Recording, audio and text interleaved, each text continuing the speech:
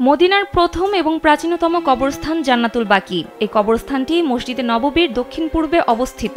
এখানে মহানবী হযরত মুহাম্মদ সাল্লাল্লাহু আলাইহি ওয়াসাল্লামের সাহাবী ও পরিবারের লোকদের কবর রয়েছে। কবরস্থানটি বাকিয়াল গারকত নামেও পরিচিত। কবরস্থানটি প্রতিষ্ঠিত হয়েছিল 622 খ্রিস্টাব্দে। মহানবী সাল্লাল্লাহু আলাইহি ওয়াসাল্লাম মক্কা থেকে মদিনায় হিজরতের সময় কবরস্থানের জায়গাটি মরুভূমি ছিল। জান্নাতুল বাকিতে সর্বপ্রথম মহানবী হযরত মুহাম্মদ সাল্লাল্লাহু আলাইহি সাল্লামের কন্যা রুকাইয়া রাদিয়াল্লাহু আনহুকে দাফন করা হয়। বদর যুদ্ধের সময় অসুস্থ হয়ে মারা যান তিনি। দ্য ইসলামিক ইনফরমেশনের এক প্রতিবেদন থেকে তথ্যগুলো জানা যায়। ওয়ালটন আবারো মিলিয়নিয়ার অফারে ওয়ালটন ফ্রিজ কিনে আপনিও হয়ে যেতে পারেন মিলিয়নিয়ার।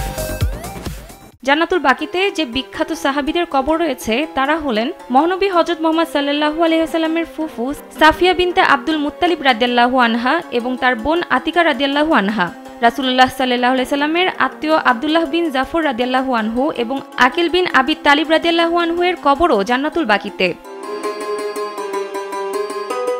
খাদিজা বিনতে খুয়াইলিদ রাদিয়াল্লাহু আনহা এবং মাইমুনা বিনতে আল হারিস রাদিয়াল্লাহু আনহা ছাড়া মুহাম্মদ সাল্লাল্লাহু আলাইহি সাল্লামের অন্য স্ত্রীদের কবরও রয়েছে এখানে। নবী সাল্লাল্লাহু আলাইহি সাল্লামের কন্যা ফাতিমা জাহরা রাদিয়াল্লাহু আনহা, রুকাইয়া রাদিয়াল্লাহু আনহা, জয়নব রাদিয়াল্লাহু আনহা এবং উম্মে কুলসুম রাদিয়াল্লাহু আনহা এর কবরও রয়েছে জান্নাতুল বাকিতে।